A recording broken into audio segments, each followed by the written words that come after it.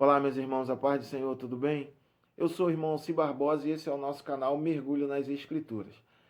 Meus irmãos, como nós tratamos no vídeo passado, e eu falei com os irmãos que eu iria gravar uma série de vídeos aí para abordar essa questão da infiltração progressista nas igrejas evangélicas tradicionais, e semana passada foi o nosso primeiro vídeo que nós gravamos sobre o assunto, onde nós falamos sobre teologia da libertação, sobre liberalismo teológico, teologia da missão integral, teologia progressista.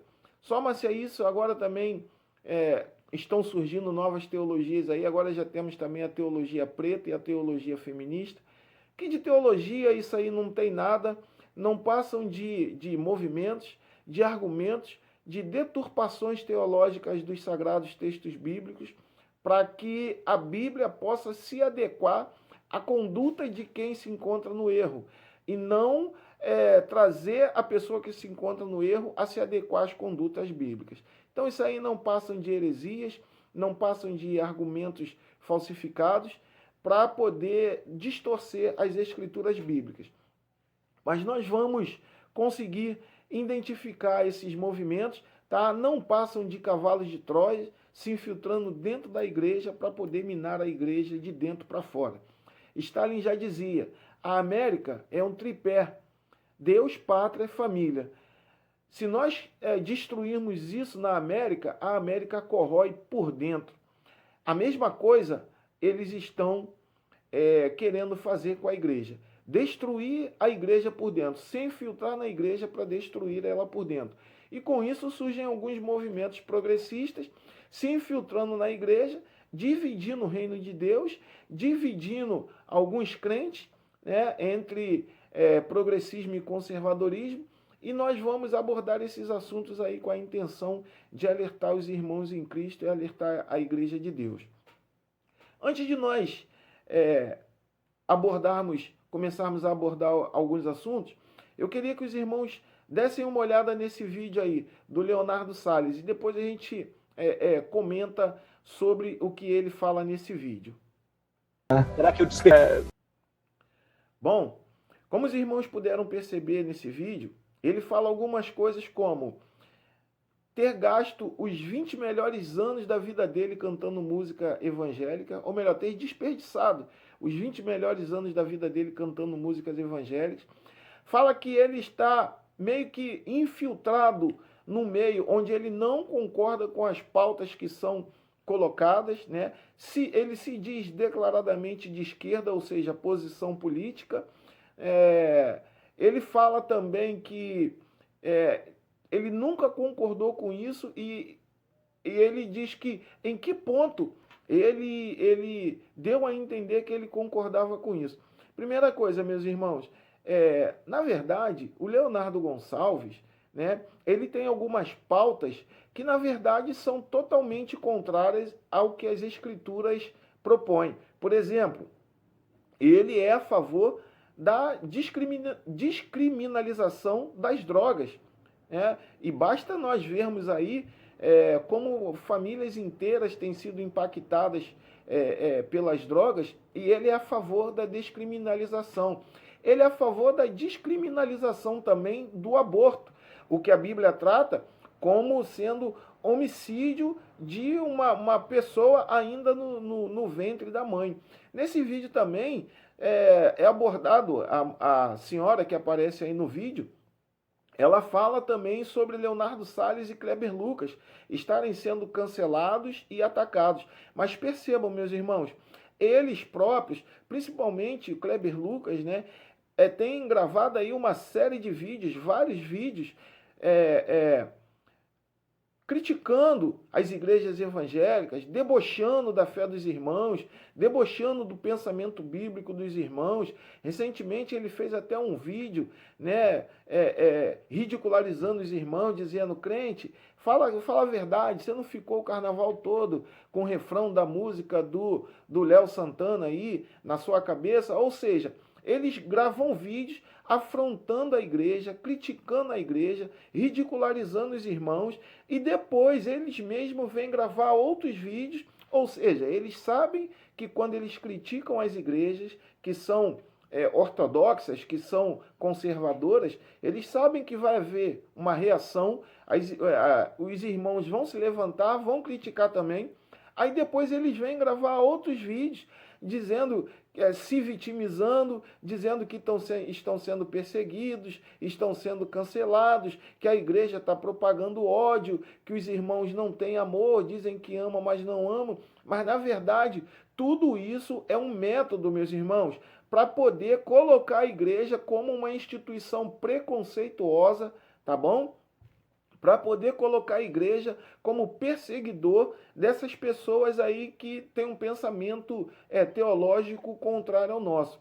Isso, na verdade, meus irmãos, nós precisamos estar atentos que isso é uma tática para dividir as igrejas, tá bom? Isso é uma tática para dividir o reino de Deus, ou seja, eles se infiltram, começam a criar outras teologias, outros pensamentos progressistas dentro da igreja. Aí algumas vozes que são já de algum tempo estão no meio evangélico começam a se levantar a favor e começam a influenciar pessoas dentro da igreja para poder fazer com que a igreja se torne de fato uma caixa de ressonância dos pensamentos progressistas, ou seja, a intenção deles é fazer com que a igreja ou as igrejas, né, comecem a adotar essa teologia progressista, essas pautas de que se tornem a favor de casamento de pessoas do mesmo sexo, descriminalização das drogas, que se tornem a favor do aborto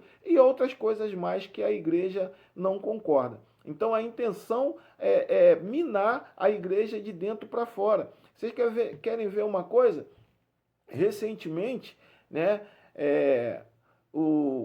não sei se ele é apóstolo, não sei qual o cargo dele, mas René Kiewit, né, é o nome dele, Ed René Kiewit.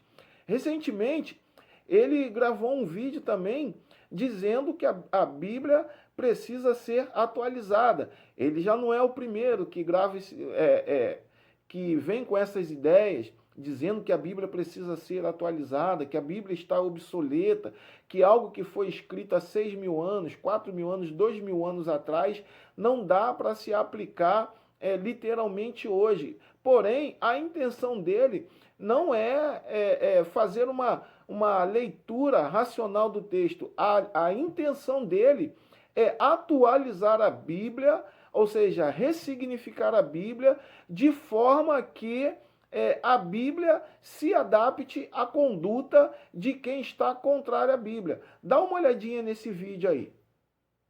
Eu vou dar um exemplo para você. Pensa que eu sou pastor e chegou na minha sala uma jovem menina que foi vítima de um abuso, de um estupro. Foi estuprada. Chegou à minha sala ferida, machucada, violentada física, psíquica, emocional, espiritualmente, socialmente, chegou destruída na minha sala.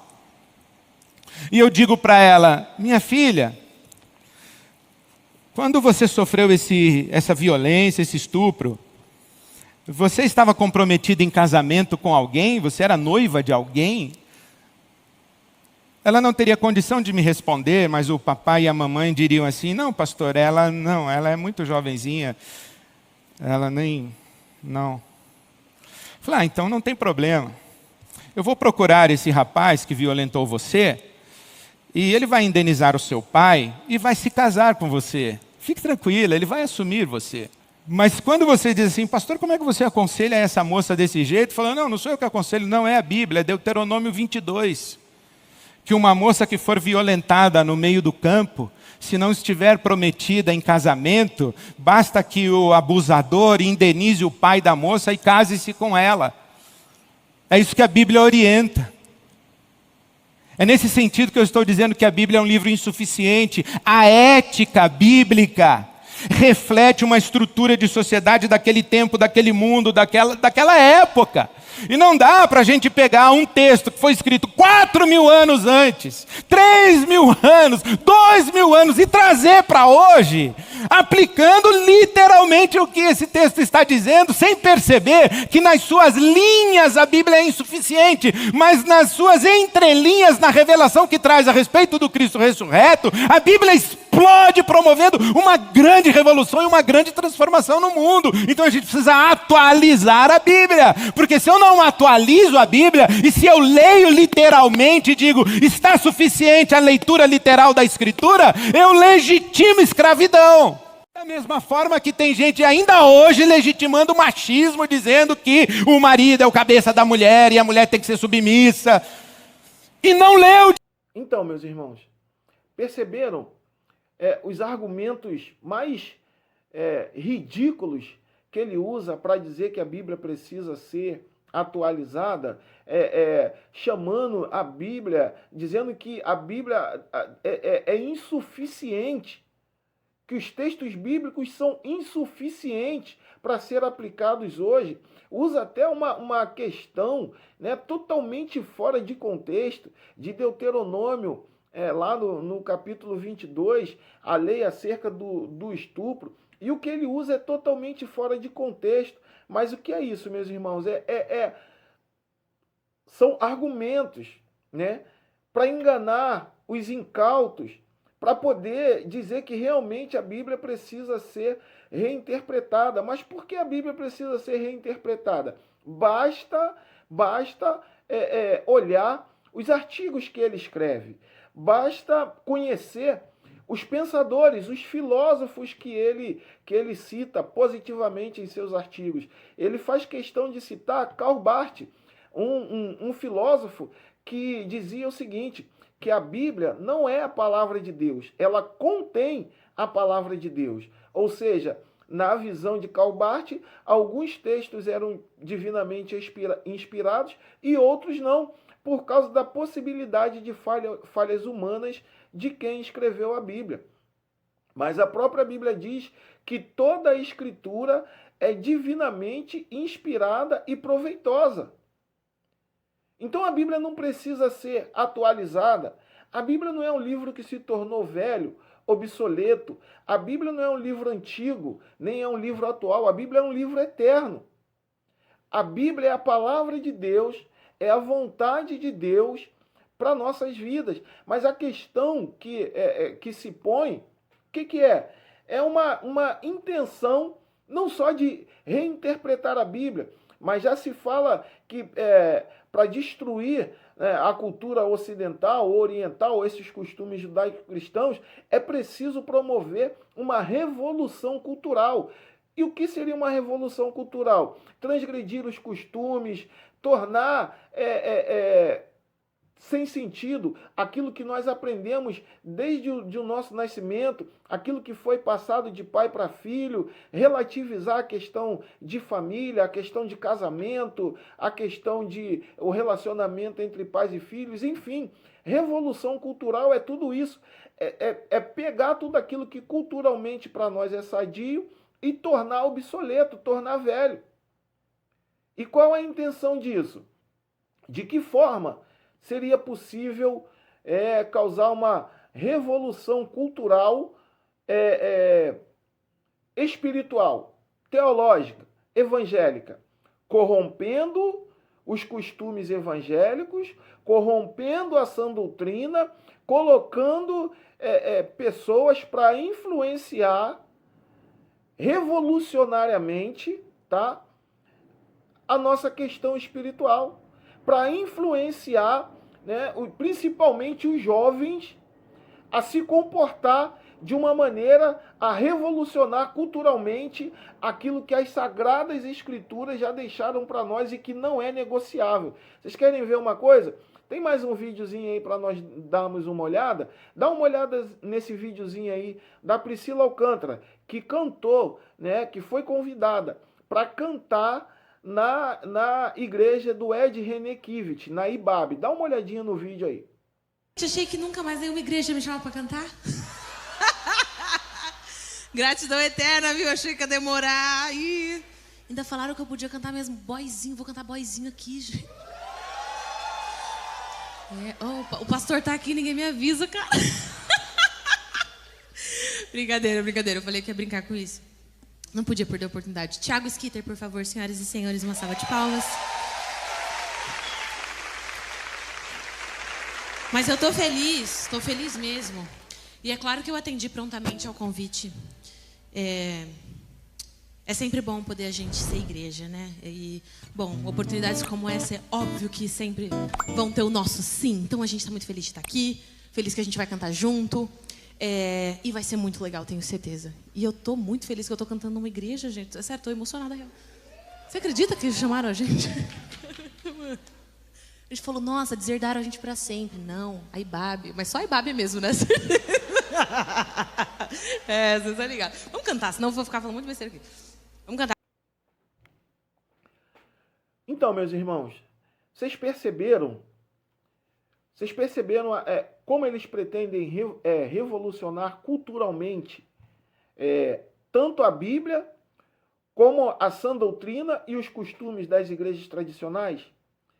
Olhem a forma que essa menina estava vestida no púlpito de uma igreja.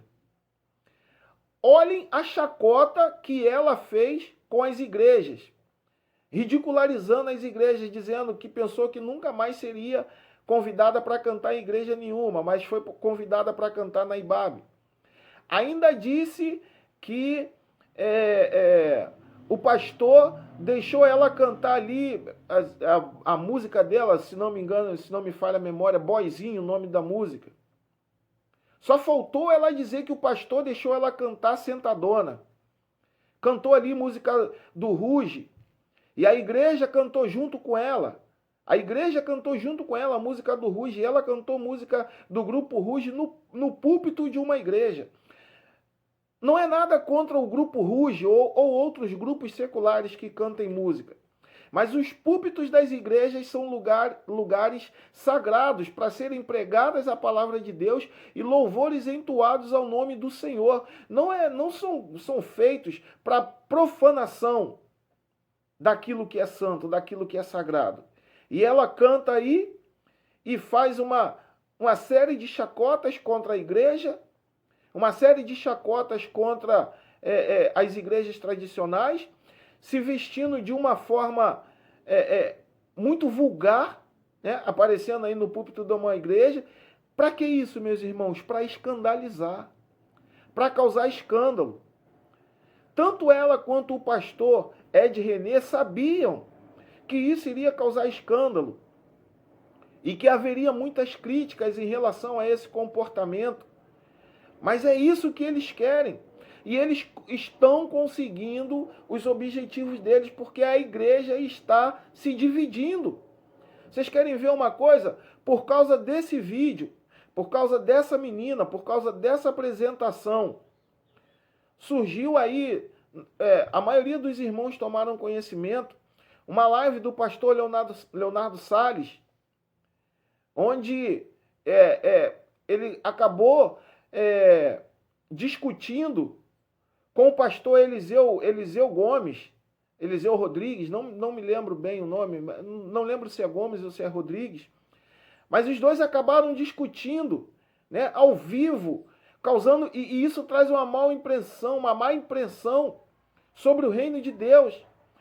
E essa discussão, tanto ela alcançou o propósito para o qual ela foi criada desde a apresentação dessa menina nessa igreja, que posteriormente um pseudo pastor aí apareceu aí também gravando um vídeo ameaçando o pastor Eliseu, dizendo que se ele citasse o nome desse pastor, ele não poderia sequer pisar aqui no Rio de Janeiro. E ele não estava falando de comunidade, não, estava falando de igreja. O que é isso, meus irmãos? O que está acontecendo com o povo de Deus?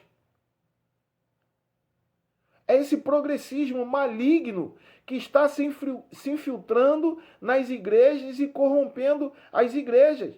Até o pastor Adeildo Costa entrou nessa questão, nesse debate aí, criticando o pastor Eliseu Rodrigues, perdoe, eu não lembro bem o nome dele, mas não estou aqui fazendo crítica ao pastor. Mas a intenção é essa, meus irmãos. Vocês estão percebendo como eles estão conseguindo minar a igreja por dentro, infiltrando pessoas. Esse pastor aí, Leonardo Salles, até outro dia ninguém conhecia esse camarada, ninguém conhecia esse cidadão. De repente o cara surge aí com o título de pastor, lendo com pseudas revelações, falando número de identidade, de CPF, número de telefone, e hoje a gente já sabe que isso é uma tremenda de uma mentira, que é fácil descobrir. Número de CPF, de telefone, de pastor, endereço e tudo mais. Mas aí o que fica? A impressão de que a igreja não é unida. Porque o propósito é esse, infiltrar pessoas para minar a igreja por dentro, corrompendo a sã doutrina, corrompendo as escrituras, relativizando as escrituras, relativizando os textos bíblicos. Isso aqui se aplica, isso aqui não se aplica. Isso aqui ficou há 2000 anos atrás, isso aqui não pode se aplicar literalmente. Meus irmãos, nós temos plena convicção e condição de fazer uma leitura do texto sem extremismos.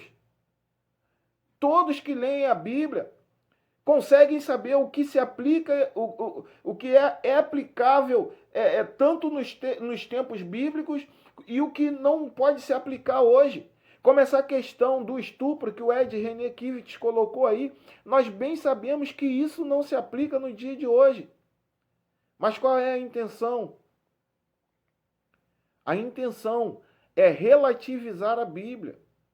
A intenção é com que nós crentes conservadores, venhamos tomar a aparência do mundo. Quando em Romanos 12 diz, e não vos conformeis com esse mundo. Não me conformar não só me conformar com o rumo que o mundo está tomando. Não é só eu achar que tudo isso é normal. Me conformar é eu não tomar a forma do mundo. É eu não ser pautado por coisas mundanas.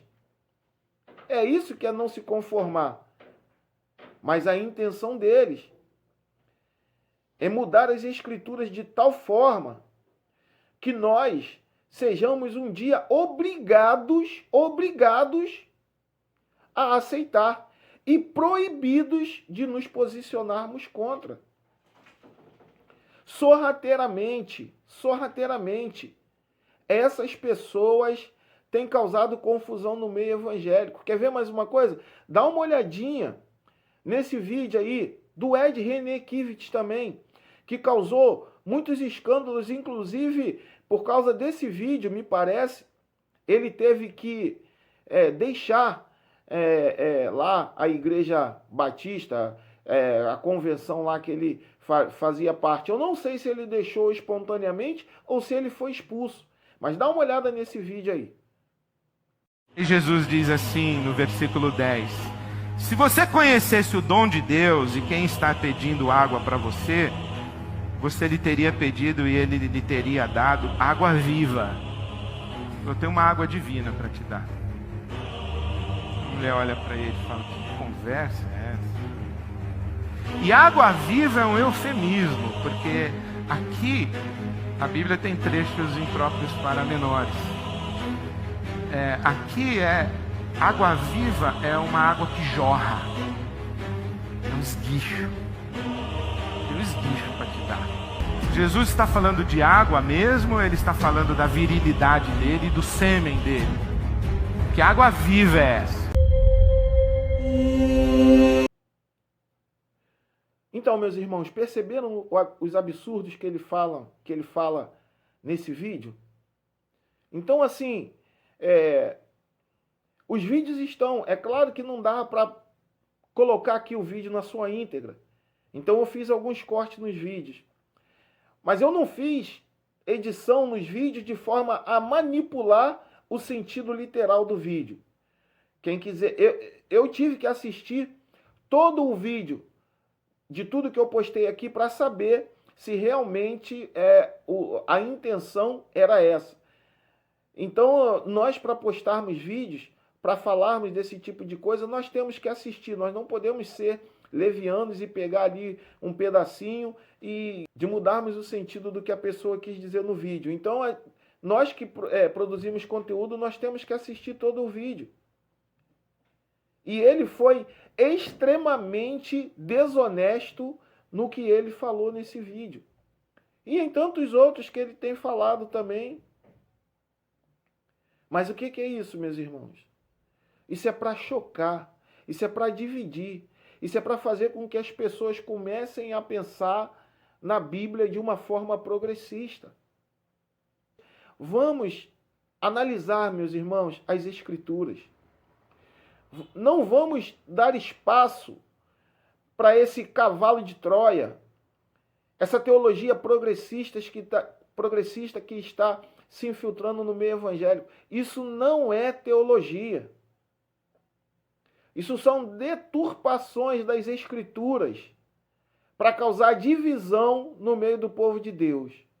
Então que você possa assistir aí esses vídeos, tirar suas próprias conclusões e que você possa aí, deixe seu comentário aí do que você achou desse conteúdo, do que você achou do posicionamento do René Kiewit.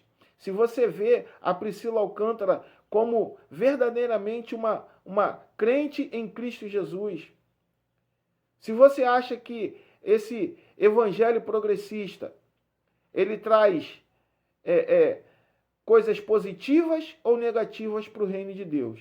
Amém? Até o próximo vídeo. No próximo vídeo, já quero deixar para vocês aqui, eu vou trazer a estratégia ou as estratégias que essas pessoas estão usando para destruir famílias, tá bom? Porque eles sabem que destruindo famílias, eles também conseguem atingir as igrejas, ou a igreja de Jesus Cristo. Então, no próximo vídeo, eu vou trazer as estratégias usadas para destruir famílias. Amém?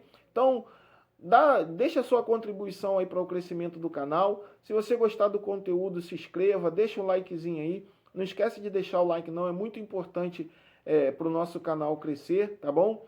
E indique o conteúdo do canal para os seus irmãos, para que nós possamos estar apercebidos desse cavalo de Troia que está sendo colocado no meio evangélico para destruir a igreja por dentro. Amém? Deus te abençoe, a paz do Senhor, até o próximo vídeo.